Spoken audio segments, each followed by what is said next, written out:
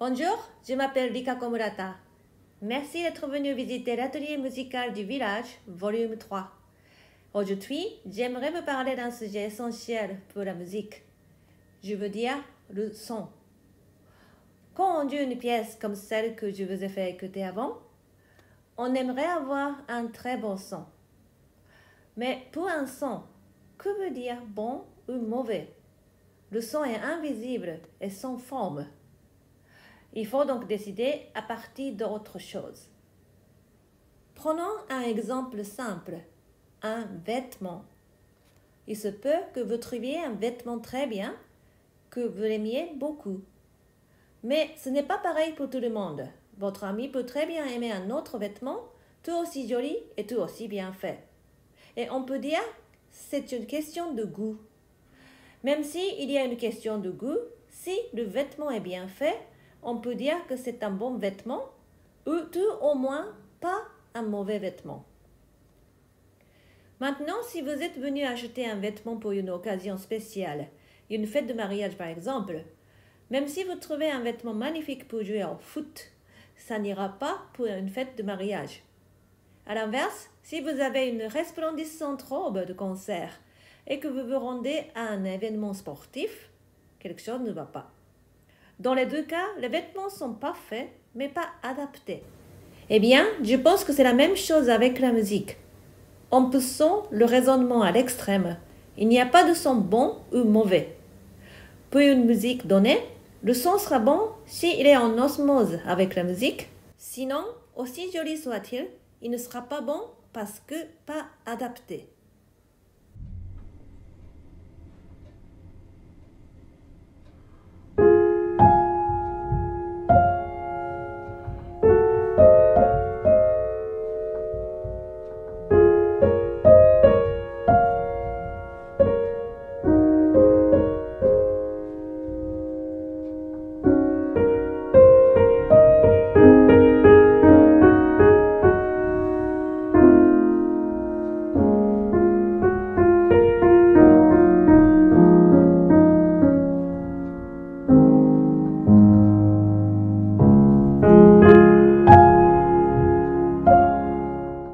On est dans la nature éclairée par les pâles lueurs de la lune. Personne autour de nous, le silence règne. Debussy nous propose un monde mystérieux où rêve et réalité se mélangent dans des harmonies douces et poétiques.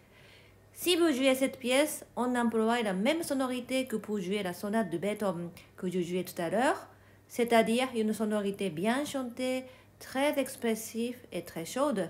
Alors, même si le son est magnifique, on peut dire qu'il n'est pas bon pour cette pièce de Debussy. Je vais essayer maintenant de vous proposer deux versions, à vous de comparer. La première version sera très expressive, très chantée, alors que dans la deuxième, je m'efforcerai de jouer avec une sonorité plus douce que je pense mieux adaptée à la musique de Debussy.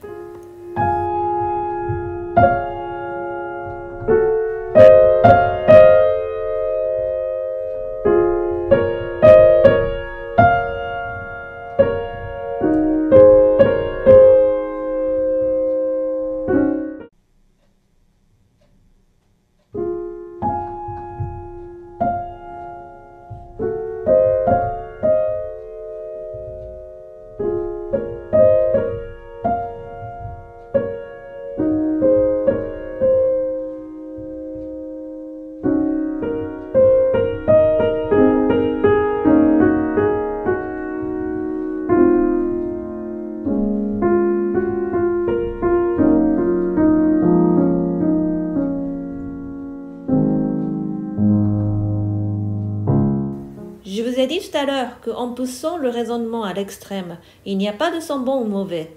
Il faudrait plutôt se poser la question, le son est-il approprié ou pas?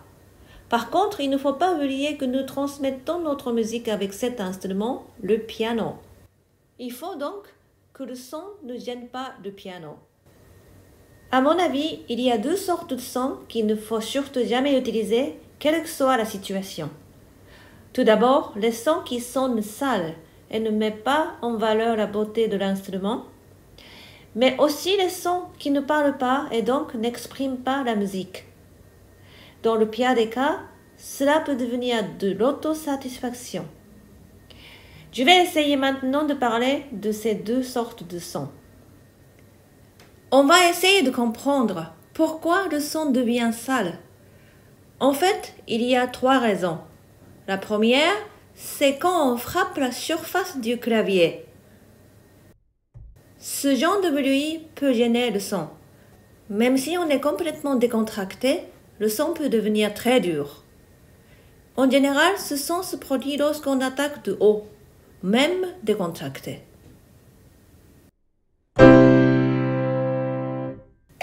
Impressionnant, non? C'est extrêmement sale. Donc, il ne faut jamais attaquer de haut. La deuxième raison, on la trouve au fond de la touche. Quand on va trop loin, il y a un bruit comme celui-ci. C'est le bruit du bois. Quand on va trop loin, ce bruit va gêner le son. Je vais essayer de vous montrer. Attention aux oreilles.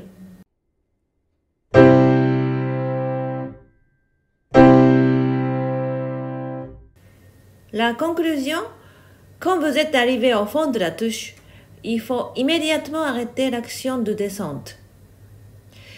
Pour la troisième raison, regardons d'abord cette image. Je vous l'avais déjà montré dans la première vidéo. Notre ami lapin empathique, on a peut-être assez de travailler. En tout cas, il est revenu s'asseoir à côté avec l'air de quelqu'un qui n'est pas concerné. Bon. Alors, je vous avais dit que lorsqu'on appuie sur la touche, le marteau monte et vient frapper la corde. Celle-ci vibre et c'est comme cela qu'on obtient un son.